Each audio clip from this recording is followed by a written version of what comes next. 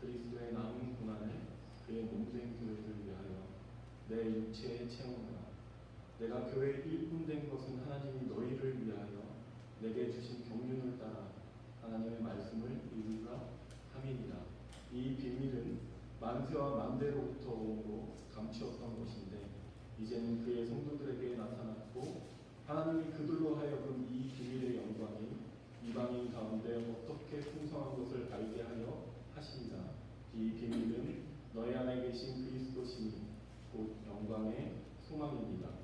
우리가 그를 전파하여 각 사람을 권하고 모든 지혜로 각 사람을 가르치는 각 사람을 그리스도 안에서 완전한 자로 세우려 함이니 이를 위하여 나도 내 속에서 능력으로 역사하시는 이의 역사를 따라 힘을 다하여 수고하노라. 네. 하나님의 말씀입니다. 할렐루야.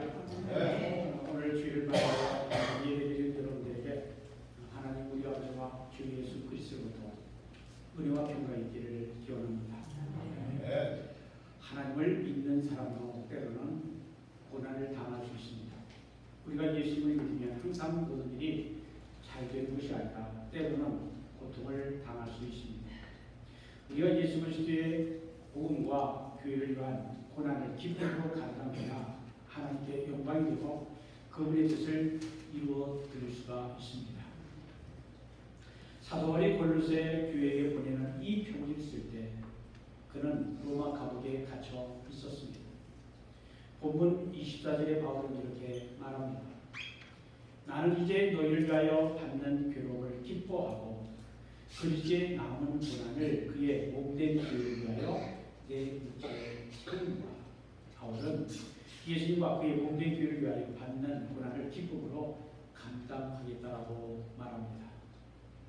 바울은 오늘 본문에서 자신이 누구인가를 고백하면서 두 가지 표현을 사용합니다. 하나는 나는 복음의 일꾼이 되었다라는 것이고 다른 하나는 나는 교회의 일꾼이다라는 표현입니다. 골로새서 1장 23절 지난주에 읽은 마지막 절이죠. 이 복음은 천하 만민에게 전파된 바요 나 바울은 이 복음의 일꾼이 되었노라.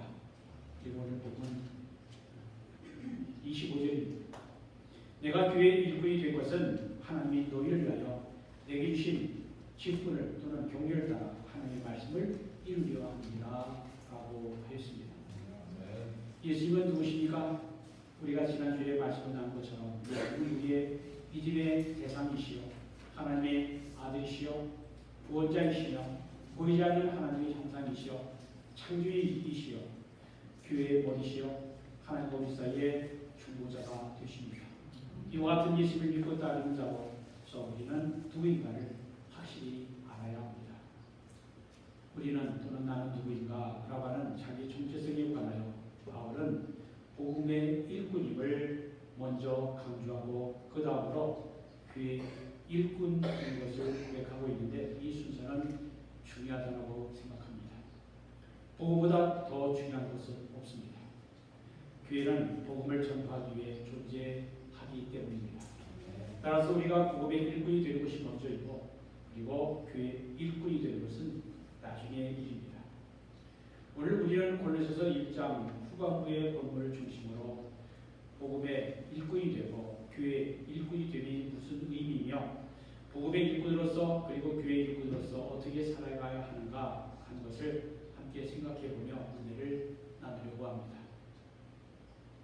교회는 헬라어로 에클레시아라고 하는 말인데 에크라고 하는 거 아우로 나온다는 뜻이고 세상에서 끄집어냄을 받은 것 그것이 에클레시아입니다. 그래서 하나님의 부르심을 받은 사람들이 교회라고 하는 뜻입니다. 하나님께서 아시고 택하시고 부르셔서 거룩한 하나님의 백성으로 삼으신 사람들이 교회인 것입니다. 그래서 교회는 늘 얘기하지만 건물이 아니라 예수 그리스도 안에서 하나님을 믿는 사람들이 교회인 것입니다. 교회는 누가 세웠습니까? 골로새서 1장 18절에 그는 몸인 교회의 머리시라라고 하는 말씀처럼 예수님께서 교회를 세우시고 교회의 머리, 교회의 주인이 되셨습니다. 그러므로 교회는 예수님을 교회의 머리로, 교회의 주인으로 고백하고 오실 때에만 그리스도의 교회, 하나님의 교회가 되는 것입니다. 예수님이 교회의 머리요 주인이시라면 우리는 누구일까요? 하나님이 거룩한 하나님의 자녀로 택하여 부르신 우리 모든 그리스도인은 복음의 일꾼이요 교회의 일꾼입니다. 모든 그리스도인은 예수 그리스도의 복음을 끝까지 전파하는 복음의 일꾼이 되어야 합니다. 그리고 모든 그리스도인은 교회의 머리신 예수 그리스도를 섬기는 교회의 일꾼인 것입니다. 여기에서 일꾼이라고 하는 말은 종, 서번트를 의미합니다. 복음의 일꾼, 교회의 일꾼은 예수 그리스도의 종입니다. 사도 바울은 로마서 1장 1절에서 자신을 이렇게 소개합니다. 예수 그리스도의 종 바울은 Paul, a servant of Christ Jesus. 아주 단순한 표현이지만 깊은 의미가 있습니다.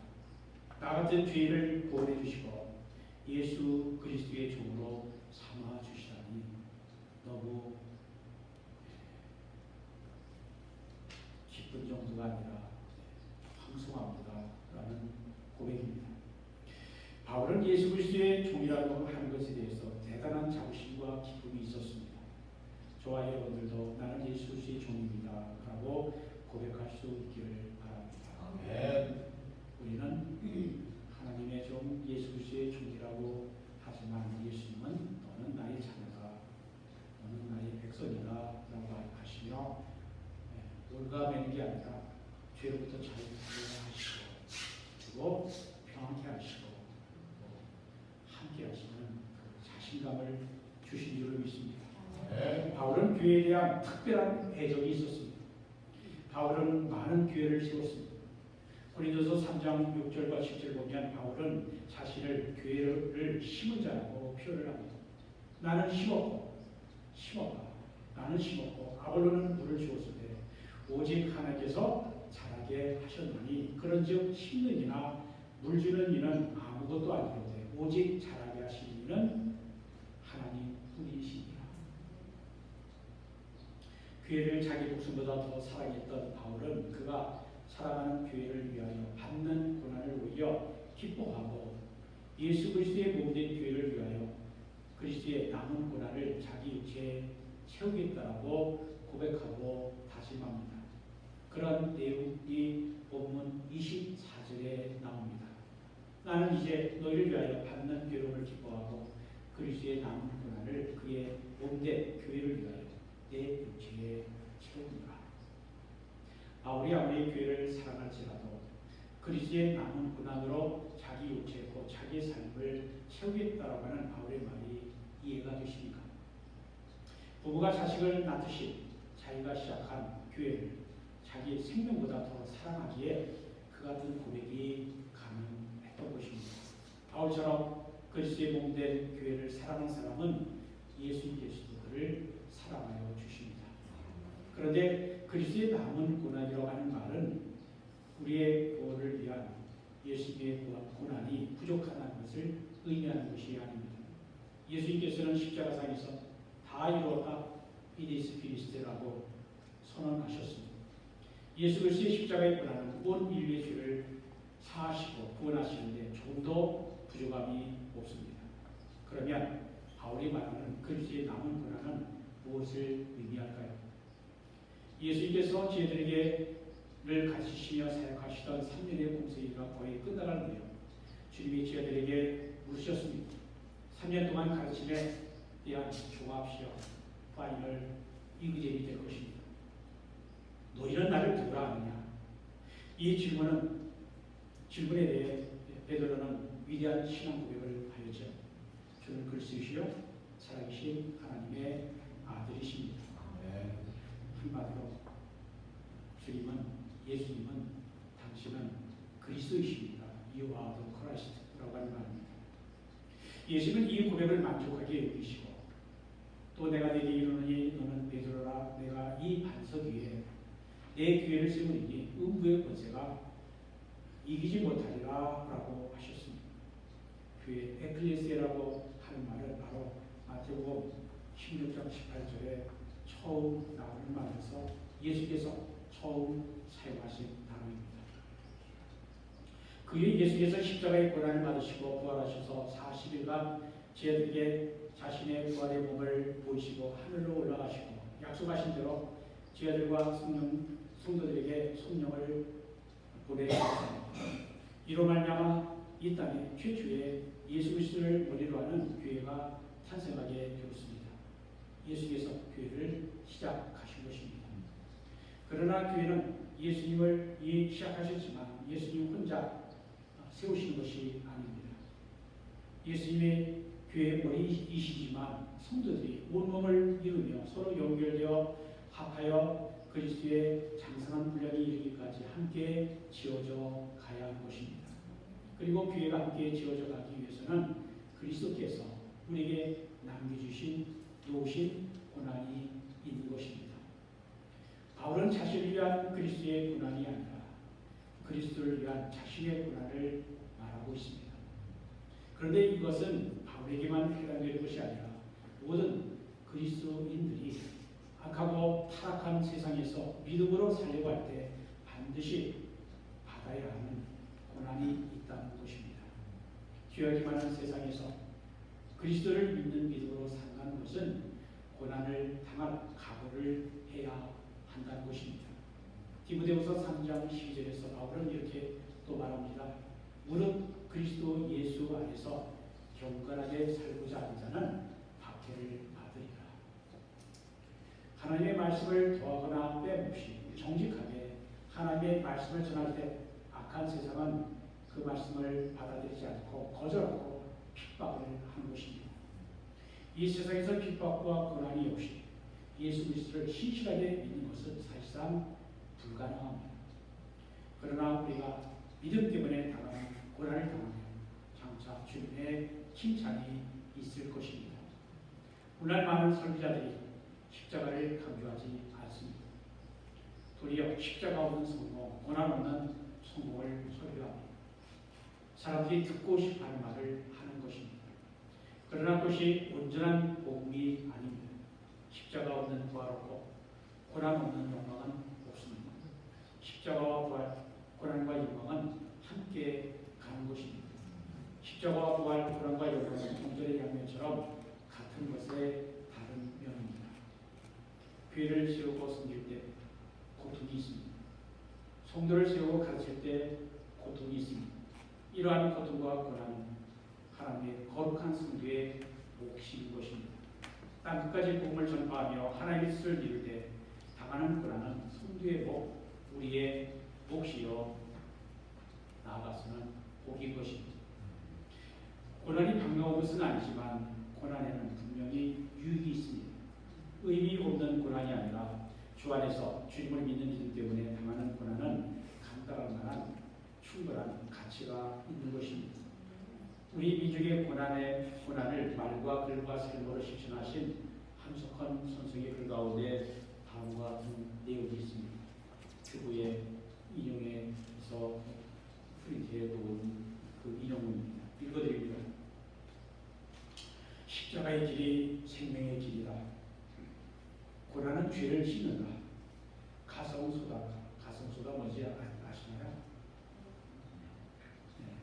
오늘날로 말하면 베이킹 파우더 같은 겁니다. 가성소다가 때를 씻는 것 같이 고난은 인생을 씻어 깨끗하게 한다. 불의로 인하여 상하고 더러워진 영혼은 고난의 고집으로 씻어야만 회복이 될 수 있다. 고난은 인생을 깊게 만든다.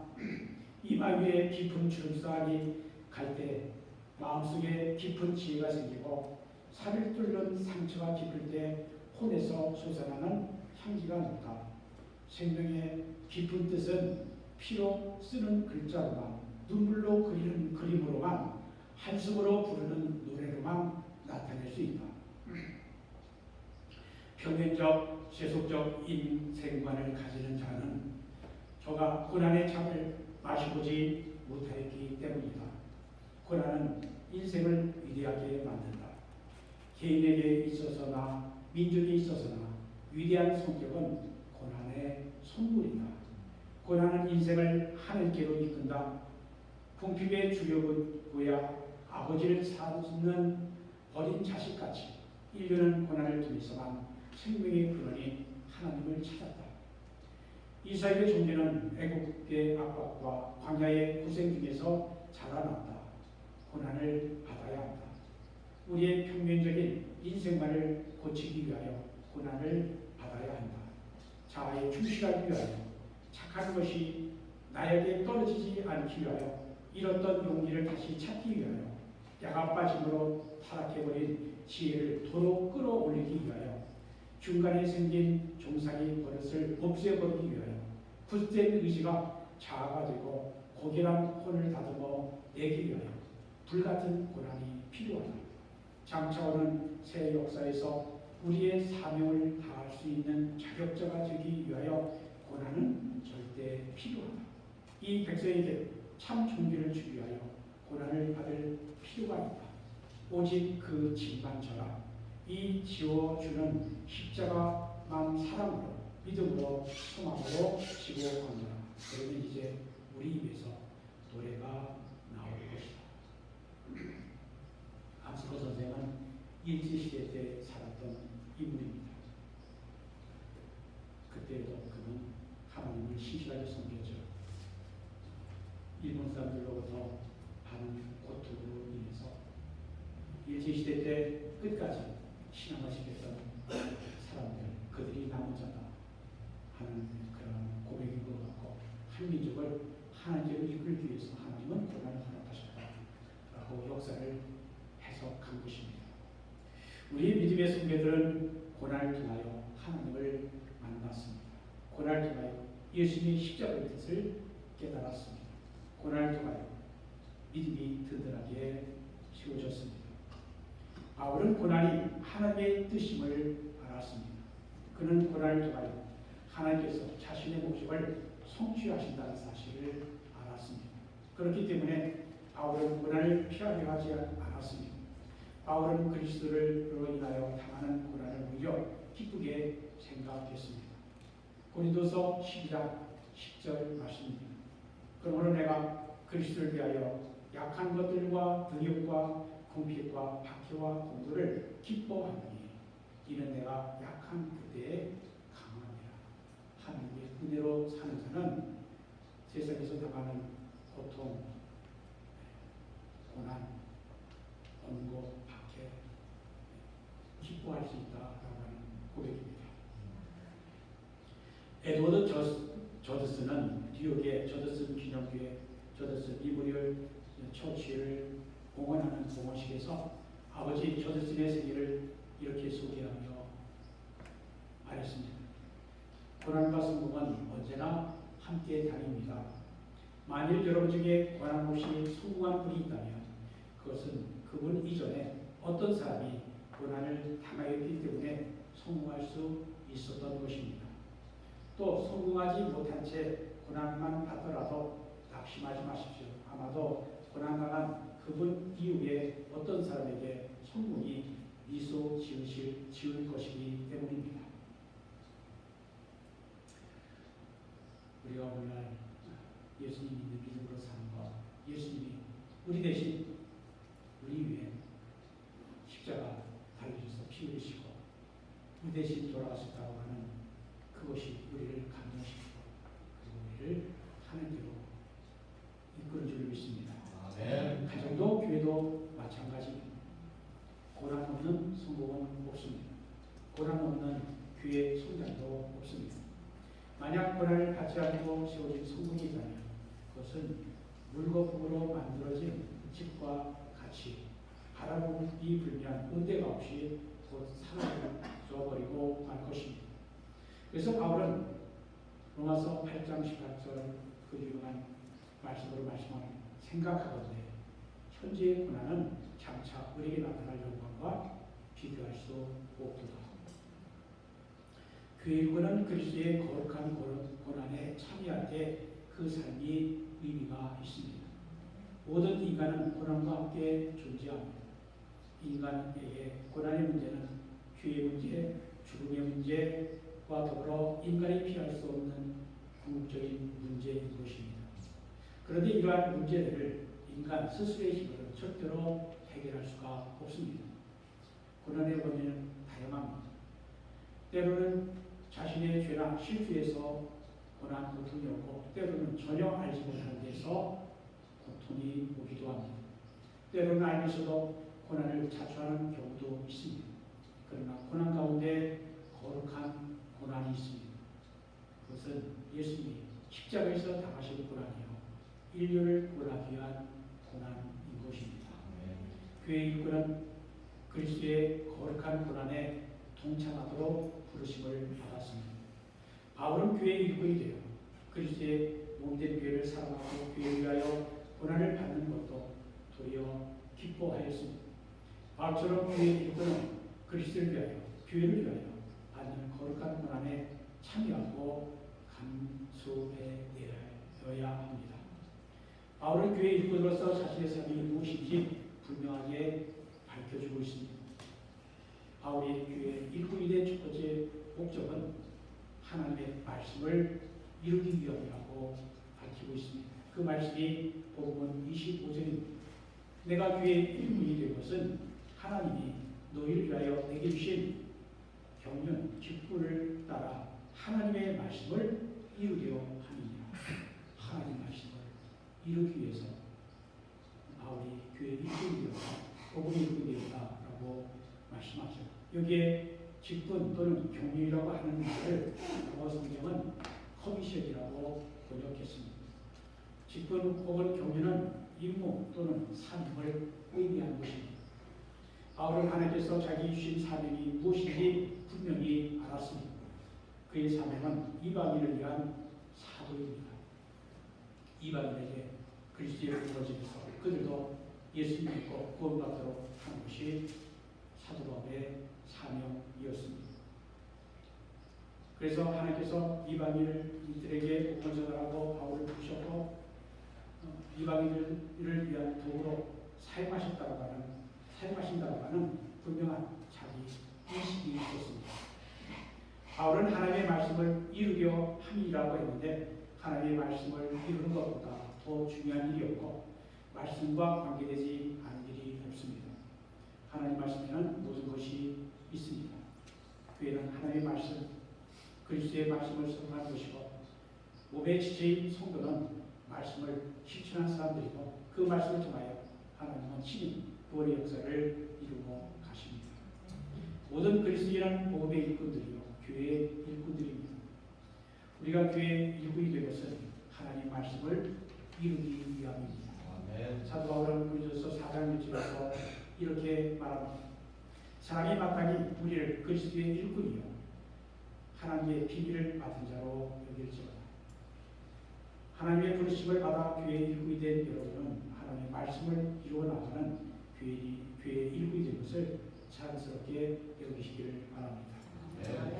바울이 교회의 일꾼이 된 두 번째 목적은 온전한 그리스도인으로 세우기 위함입니다. 교회가 해야 할 일은 두 가지가 있습니다. 첫째는 복음을 안 믿는 사람들에게 예수 그리스도의 복음을 전해서 증거해서 믿게 하는 일이고, 둘째는 믿는 사람들을 더 잘 믿도록 돕는 일입니다. 이 두 가지는 교회가 해야 할 일이요 사명입니다. 안 믿는 사람을 믿게 만드는 일이 전도라면 믿는 사람을 더 잘 믿게 하는 것이 교육, 훈련, 양육이 됩니다. 교회가 말씀을 교육하고 봉사하게 하고 섬기게 하는 일은 가르치고 일하고 섬기게 함으로써 그리스도 안에서 완전한 자가 되게 하기 위함입니다. 그런 말씀이 28절에 나옵니다.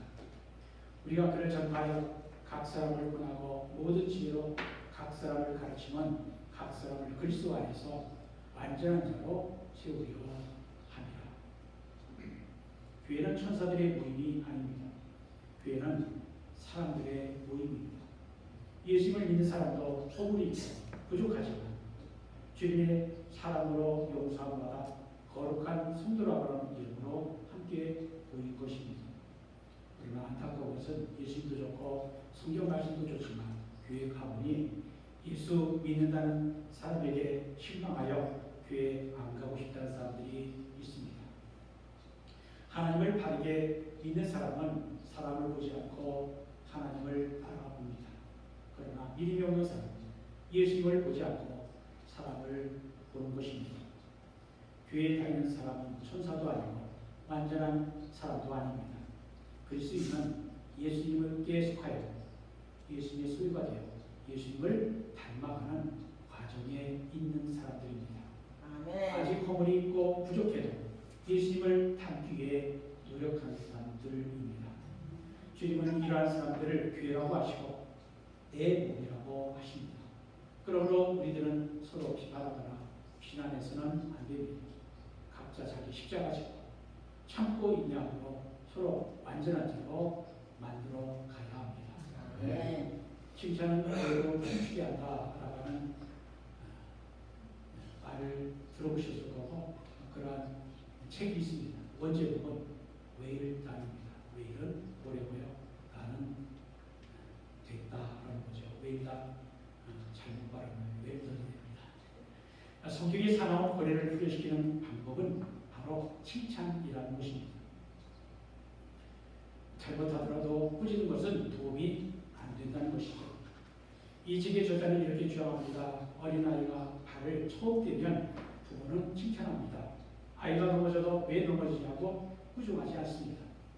오히려 괜찮다고 격려하며 박수를 쳐줍니다. 칭찬과 격려가 아이에게 힘과 용기를 주는 것입니다. 잘못을 지적하고 꾸중하면 실수를 두려워하게 되고 배운 것이 늦어집니다.